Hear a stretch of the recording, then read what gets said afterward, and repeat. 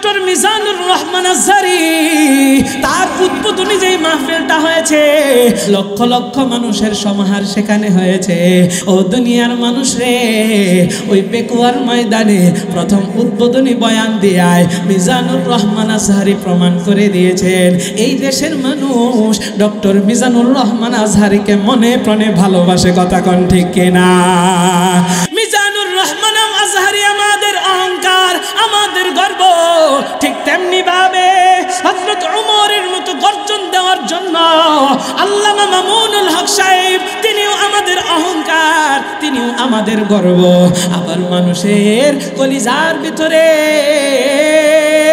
ঢুকে যাওয়ার মতো হৃদয় স্পর্শী বয়ান দিয়া, নরম সুরেলা বয়ান দিয়া মানুষের অন্তরটাকে গুনাহ মুক্ত করার জন্য, কোরআনের দিকে ধাবিত করার জন্য আমাদের মাওলানা হাফিজুর রহমান সিদ্দিকীরও দরকার আছে না নাই? আরে দুনিয়ার মানুষ, তাইলে মিজানুর রহমান আজহারী আমাদের গর্ব, আল্লামা মামুনুল হক আমাদের গর্ব, হাফিজুর রহমান সিদ্দিকী আমাদের গর্ব, চরমনায়ের ফয়জুল করিম ফজলুল করিম আমাদের গর্ব, আমাদের অহংকার। ও দুনিয়ার মানুষ, এই সমস্ত হকপন্থী উলামায়ে কেরামের সাথে আমরা আছি না নাই? ঐক্য চাই, ঐক্য চাই, ঐক্য চাই, ঐক্য চাই, ঐক্য ছাড়া এই সমাজের মুক্তি কোথাও নাই। ঐক্য চাই, ঐক্য চাই, ঐক্য চাই, ঐক্য চাই, ঐক্য ছাড়া এই সমাজের মুক্তি কোথাও নাই। আলেম ওলামা সব যদি ঐক্য হয়ে যায়, ইসলামকে রুখে দেওয়ার সাধ্য কারো নাই। আলেম ওলামা সব যদি ঐক্য হয়ে যায়, ইসলামকে রুখে দেওয়ার সাধ্য কারো নাই। ঐক্য চাই, ঐক্য চাই, ঐক্য চাই, ঐক্য চাই, ঐক্য ছাড়া বাংলাদেশের মুক্তি কোথাও নাই। ঐক্য চাই, ঐক্য চাই, ঐক্য চাই, ঐক্য চাই, ঐক্য ছাড়া ইসলামের শান্তি কোথাও নাই। ঐক্য যদি হতে না পারি আলেম ওলামা আমরা, সুযোগ পেয়ে নাস্তিকরা করে যাবে হামলা, ঠিক কিনা? ঐক্য যদি হতে না পারি আলেম ওলামা আমরা, সুযোগ পেয়ে নাস্তিকরা করে যাবে হামলা। তাই তো আমি বলে যাব ঐক্যের জয়গান, তাই তো আমি বলে যাব ঐক্যের গুণগান। ঐক্য চাই, ঐক্য চাই, ঐক্য চাই, ঐক্য চাই, ঐক্য ছাড়া এই সমাজের শান্তি কোথাও নাই। ঐক্য চাই, ঐক্য চাই, ঐক্য ছাড়া এই সমাজের শান্তি কোথাও নাই। ঐক্য চাই, ঐক্য চাই, ঐক্য চাই, ঐক্য চাই, ঐক্য ছাড়া এই সমাজের শান্তি কোথাও নাই। কথা কোন ঠিক কিনা? এরে বাসনার মুসলমান কবির মনোযোগ, আজকে আমাদের জিহ্বাটাকে নিয়ন্ত্রণ করতেছি না। ও দুনিয়ার মানুষ রে, কিন্তু এই জিহ্বাটার বড় দাম। আমার আল্লাহ তাআলা এই জিহ্বাটাকে বড় দামি করে বানাইছেন। ও বাসনার মুসলমান, একটু দিলের কান লাগায়া শুনবেন। আল্লাহ তাআলা আপনাকে আমাকে দামি জবানটা দিয়েছেন, কথা বলার শক্তি দিয়েছেন। আল্লাহ চাইলে পারতেন আপনাকে আমাকে বোবা বানাইতে, আমি আপনি কিন্তু কথা বলতে নাও পারতাম। ও দুনিয়ার মানুষ, একটু জবাব দিয়ে জানা দেন, আল্লাহ আমাদেরকে বোবা বানাতে পারতেন নাকি পারতেন না? বোবা মানুষটা কথা বলতে জানে নাকি? আল্লাহ তাআলা নিয়ামত হিসেবে দিয়েছেন এই জিহ্বা। এই জিহ্বাটাকে আপনার আমার নিয়ন্ত্রণ করতে হবে। যাকে তাকে গালিগালাজ করা যাবে না, এই জিহ্বা দ্বারা খারাপ কথা বলা যাবে না। ও দুনিয়ার মানুষ রে, আল্লাহর নবী সরকারে দু আলম নবী হাদিসের ভিতরে জানায়া দেয়, মাইয়াজমাল লিমা বাইনা লিহওয়াইহি ওয়া মা বাইনা লিরজলাইহি আযমান লাহুল জান্নাহ। দুই জিনিস হেফাজতের গ্যারান্টি যদি তুমি আমাকে দিতে পারো, তাইলে আমি নবী তোমাদেরকে জান্নাতে নেওয়ার গ্যারান্টর হয়ে যাব। জোরে কন্না সুবহানাল্লাহ। আরে বাসনার মুসলমান, ও ধামরাইয়ের মুসলমান, আল্লাহর নবী বলেন দুই জিনিসের হেফাজতের গ্যারান্টি যদি আমি নবীরে দিতে পারো, আমি নবী তোমাদেরকে জান্নাতে নেওয়ার গ্যারান্টর হব। এক নাম্বার, মা বাইনা লিহওয়াইহি, এই দুই ঠোঁটের মধ্যবর্তী জায়গা মানে জিহ্বা, এই জিহ্বার হেফাজতের গ্যারান্টি যদি দিতে পারো।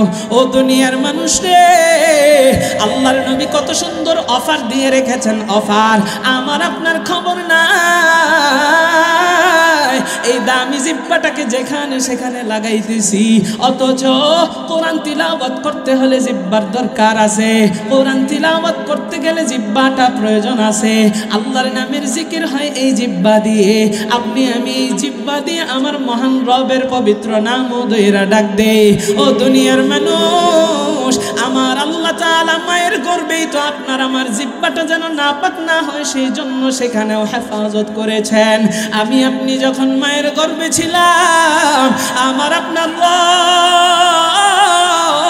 আপনার আমার জিহ্বাটারে হেফাজত করার জন্য আল্লাহ তাআলা মায়ের গর্ভে নাভি দিয়া আমাকে আপনাকে খাবার খাওয়াইছেন। জোরে কন্যা সুবহানাল্লাহ। তাইলে জিহ্বার হেফাজতের দরকার আছে না নাই? আর জোরে কোন আছে না নাই? এ ধামরাইয়ের মুসলমান, আল্লাহ তাআলা আপনাকে আমাকে দামি জিহ্বা দিয়েছেন। এই জিহ্বা দিয়ে কাউকে গালি দেওয়া যাবে না, কারণ নবী বলেন সিবাবুল মুসলিমি ফুসুকুন ওয়া কিতালুহু কুফর। মুসলমানকে গালি দেওয়া ফাসিকি আর হত্যা করা কুফরি। ও দুনিয়ার মানুষ, আজকে আমরা হেলাই খেলাই মানুষকে গালি দিয়া নিজে ফাসিক হইতেছি, গুনাহগার হইতেছি, আবার মুসলমানকে আমরা হেলাই খেলাই হত্যা করে ফেলতেছি। এই সমাজের ভিতরে এখন তো বিচার নাই, বিচার থাকবেও না। কিয়ামতের আগ মুহূর্তে একজন আরেকজন রে অযথাই মেরে ফেলবে, কোনো বিচার থাকবে না। ও দুনিয়ার মানুষ, আমার মায়ের নবী কিয়ামতের আলামত বলতে গিয়া বলেন, কিয়ামতের আগ মুহূর্তে যে যাকে হত্যা করবে, কেন হত্যা করতেছে এটা সে জানবে না, যে মারা যাইতেছে সে কেন হত্যা হয়েছে এটাও সে জানবে না। ও দুনিয়ার মানুষ, তাইলে বর্তমান সময়ে মানুষকে যে অযথাই হত্যা করা হয়, যে হত্যা হয়েছে সেও জানে না, আর যিনি হত্যা করতেছে কাতিল ব্যক্তিটাও জানে না কেন হত্যা করতেছে। ও দুনিয়ার মানুষ রে, অযথাই মানুষকে গালিগালাজ করা যাবে না, মানুষকে হত্যা করা যাবে না। আমার মায়ের নবী, দয়ার নবী, রহমতের নবী জানায়, আল মুসলিমু মান সালিমাল মুসলিমুনা মিন লিসানিহি ওয়া ইয়াদিহি। মুসলমান তো সেই ব্যক্তি যে ব্যক্তির হাত এবং জবান থেকে অপর মুসলমান হেফাজত থাকে। ও দুনিয়ার মানুষ, তাইলে আমাদের প্রকৃত মুসলমান হওয়ার দরকার আছে না নাই?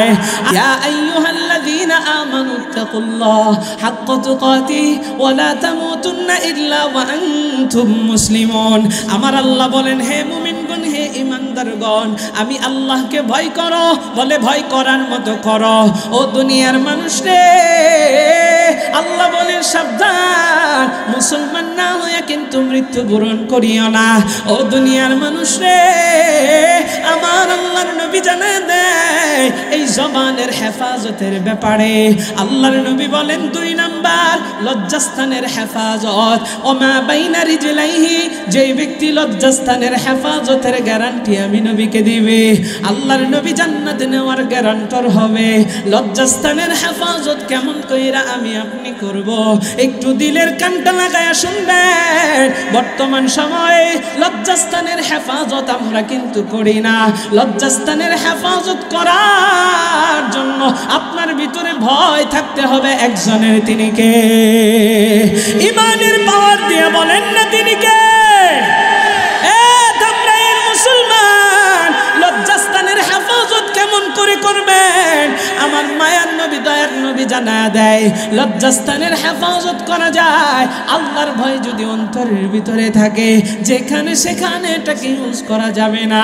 ও দুনিয়ার মানুষ, শুধু তাই নয়, গার্ডিয়ানদেরকে একটা মেসেজ দিয়া দেই, সন্তানের যদি এই বিষয়টা আপনারা খেয়াল করেন তাইলে আগে ভাগে বিয়ে করেন। কিন্তু দুঃখের বিষয়, সমাজের ভিতরে বিয়াকে আজকে কঠিন বানায়া ফেলছে আর জিনাকে সহজ বানায়া ফেলছে। কথা কোন ঠিক কিনা? সমাজের ভিতরে বিয়ারে কঠিন বানাইছে, জিনারে সহজ করছে। কয় বিয়া করলে অনেক টাকা খরচ হইব, টাকা কই পামু? অথচ নবীজির সুন্নাহ হচ্ছে, আদর্শ হচ্ছে, বিয়ের ভিতরে কম খরচ করো, বরকত সবচাইতে বেশি হয়ে যাবে। জোরে কোন সুবহানাল্লাহ। বিয়ের ভিতরে খরচ কম, বরকত বেশি। বিয়ের ভিতরে খরচ কম, ওই সংসার টিকবে তো মৃত্যু পর্যন্ত। যদি বিয়ের ভিতরে আপনি শয়তানকে জায়গা না দেন, তাহলে আপনার বিয়েটা তো, আপনার সংসারটা তো এমনিতেই সুন্দর হয়ে যাবে। কারণ আল্লাহ তাআলা বলেন, ইন্নাল মুবাযযিরিনা কানু ইখওয়ানাশ শায়াতিন। অপচয় যে করে সে হচ্ছে শয়তানের ভাই। তো শয়তানের ভাই হইয়া বিয়েতে অপচয় যদি আপনি করেন, তাইলে ওই বিয়ের ভিতরে শয়তানে ভর করবে নাকি করবে না? তো যেখানে শয়তান আছে সেখানে কি শান্তি আছে? আরো জোরে কোন আছে? কত রং তামাশা কইরা, ঢুল তবলা বাজাইয়া বিয়েটা কি সুন্দর কইরা করায়, টাকা পয়সা খরচ কইরা শয়তানের ভাই হয়। ইন্নাল মুবাযযিরিনা কানু ইখওয়ানাশ শায়াতিন। শয়তানের ভাই হইয়া এইভাবে বিয়া শাদী করাইয়া পরে এই সংসারের ভিতরে শান্তি নাই, কিছুদিন পরেই বিয়া ভাঙ্গা যায়, তাদের ভিতরে তালাক হয়ে যায়। কথা কোন ঠিক কিনা? তাইলে বিয়াকে সহজ করার দরকার আছে না নাই? আরো জোরে কোন। রে বাসনার মুসলমান, গভীর মনোযোগ। আল্লাহর নবী সরকারে তো আলম নবী হাদিসের ভিতরে জানায়া দিলেন, লজ্জাস্থানের হেফাজতের জন্য এই জন্য বিয়া করাইবেন সন্তানদেরকে তাড়াতাড়ি। আবার অনেক মা বাবা বলে, সন্তান আমার বড় হোক, নিজের পায়ে দাঁড়াক, তারপর বিয়া শাদী করাইব। এদিক দিয়ে শয়তান এমন ধোঁকা দিছে, সন্তান আরেক সন্তানের বাবা হইয়া বসে আছে। কথা কোন ঠিক কিনা? আরে বাসনার মুসলমান, এই জন্য সন্তানের চরিত্র যদি ভালো করতে চান, তাইলে সন্তানরে তাড়াতাড়ি বিয়ের ব্যবস্থা করেন। ও দুনিয়ার মানুষ রে, আল্লাহর নবী জানায় দিলেন লজ্জাস্থানের হেফাজতের কথা। অপরদিকে আমার আল্লাহ কোরআনের আয়াত নাজিল করে জানায় দেয়, কুল্লিল মুমিনিনা ইয়াগুদ্দু মিন আবসারিহিম ওয়া ইয়াহফাযু ফুরুজাহুম। আল্লাহ বলেন, তোমরা তোমাদের দৃষ্টিকে অবনত রাখো, দৃষ্টির হেফাজত করো, চোখের হেফাজত করো। এরপরে আল্লাহ বলতেছেন লজ্জাস্থানের হেফাজত করো। ও দুনিয়ার মানুষ রে, আমার মায়ার নবী, দয়ার নবী, রহমতের নবী আপনাকে আমাকে এত সুন্দর অফার দিয়েছেন। নবী বলেন, মাইয়াজমাল্লি মা বাইনা লিহওয়াইহি ওয়া মা বাইনা রিজলাইহি আযমান লাহুল জান্নাহ। আল্লাহর নবী জানায় দিলেন, লজ্জাস্থান আর জবানের হেফাজতের গ্যারান্টি যদি তোমরা করতে পারো, আমি নবী আযমান লাহুল জান্নাহ, তোমাদেরকে জান্নাতে নেওয়ার গ্যারান্টর হয়ে গেলাম। জোরে কোন সুবহানাল্লাহ। এইজন্য চোখের হেফাজত, জিহ্বার হেফাজত, লজ্জাস্থানের হেফাজত করার দরকার আছে না নেই? আরে বাসনার মুসলমান, তাইলে জবানের হেফাজত নিয়ে বলছিলাম, কারো বিরুদ্ধে মিথ্যা অপবাদ দিব না। ও দুনিয়ার মানুষ রে, মিথ্যা এমন এক ভয়ঙ্কর কাজ, এমন ভয়ঙ্কর কাজ, এই মিথ্যা কথার জন্য আমি আপনি মুনাফিক হয়ে যাচ্ছি, জাহান্নামী হয়ে যাচ্ছি। মিথ্যা অপবাদ আমার মায়ের নবীর উপরে কাফেররা দিত, আমার নবী কেমন কষ্ট পাইতো, একটু দিলের কান লাগায় শুনবেন কি বুঝাইতে চাই। নবী আমার ছিলেন আলামিন, কাফেররা নবীর উপাধি দিয়েছে। নবী আমার সত্যবাদী, নবী আমার আমানতদার, নবী আমার কখনো মিথ্যা কথা বলতেন না। আমার মায়ার নবীরে সবাই বিশ্বাস করত, কিন্তু যখন তিনি ইসলামের দাওয়াত দেওয়া শুরু করে দিলেন, কোরআনের হক কথা বলার যখন শুরু করে দিলেন, তখন কাফেররা আমার মায়ার নবীর উপরে মিথ্যা অপবাদ দেয়। আমার মায়ার নবীর বিরুদ্ধে এমন ভাবে তারা লাগে যে তারা ছড়াইতে থাকে, ওই কাফেররা বলতে থাকে মুহাম্মদ পাগল, মুহাম্মদ হচ্ছে জাদুকর, মুহাম্মদের কাছে যদি কেউ যাও তাইলে ধ্বংস হয়ে যাইবা। মুহাম্মদ এমন এক জাদুকর, স্বামী স্ত্রীর ভিতরে বেজাল লাগায়া দেয়। ও দুনিয়ার মানুষ রে, কাফেররা আমার মায়ের নবীর উপরে এমন অপবাদ দেয়, একটু দিলের কান লাগায়া শুনবেন। আমার মায়ের নবী, দয়ার নবী, রহমতের নবীর উপরে যতই অপবাদ দেওয়া হোক না কেন, মানুষকে কিন্তু দূরে সরাইতে পারে নাই। কিন্তু মিথ্যা অপবাদ দেওয়ার কারণে কিছু কিছু মানুষ এই কথাগুলো কিন্তু বিশ্বাস করেছে। ও দুনিয়ার মানুষ, আমি আপনি যে আজকে মিথ্যা ছড়াই, দেখেন এটার ভয়াবহতা।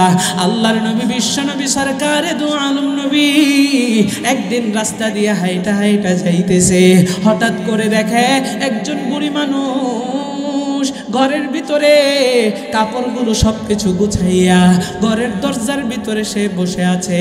নবী আমার যখন সামনে দিয়ে যায় ওই বুড়ি মহিলাকে দেখা নবীর মায়া লাইগা যায়। আমার মায়ার নবী, দয়ার নবী ওই বুড়ির সামনে এসে বলে, মা আপনি পুটলা নিয়ে কেন বসে আছেন গো মা, আপনি কোথায় যাইতে চান?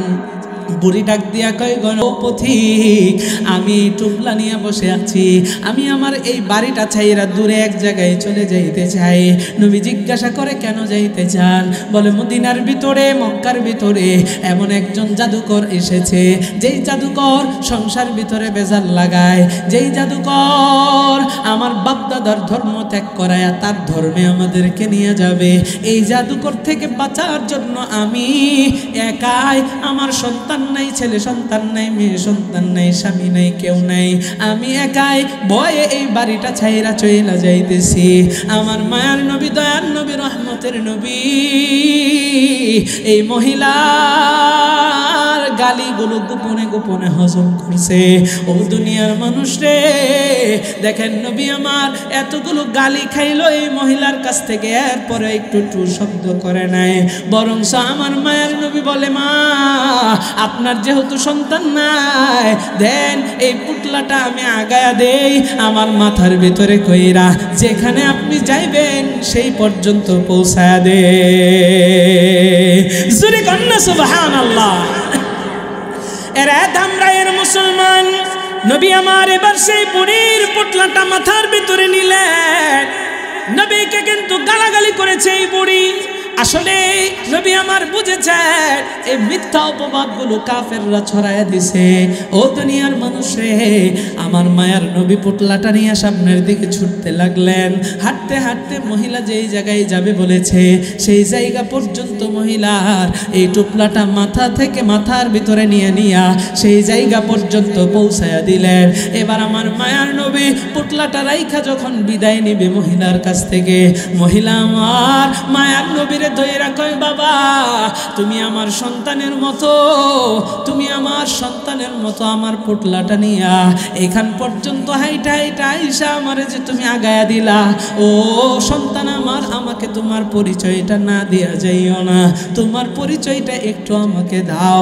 এবার নবী আমার মহিলাকে ডাক দিয়া বলে, মা আপনি যে কিছুক্ষণ আগে গালাগালি করেছেন, যার ভয়ে আপনি এখানে ছুটে চলে এসেছেন, ওই জাদুকর যাকে আপনি বলেছেন, আমি কোনো জাদুকর নই মা, আমি সেই মুহাম্মদ আপনার সামনে দাঁড়ায় আছি। ও মা আপনি যদি চান, রাগ যদি আপনার থাকে, আমাকে আপনি মারেন। আরে দুনিয়ার মানুষ রে, ওই বুড়ি ডাক দিয়ে কয়, ও ছেলে তুমি এটা কি শুনাইলা? তোমার কথা আমি শুনেছি, তুমি নাকি জাদুকর, তুমি নাকি পাগল, তুমি নাকি খারাপ, তুমি নাকি মানুষের সংসারের ভিতরে বেজাল লাগাও, তুমি নাকি বাপদাদার ধর্ম থেকে মানুষের জোর কইরা নিজের ধর্মে আনো। ও ছেলে, আমি যা জানতাম সবই তো ভুল জানতাম, সবই মিথ্যা কথা।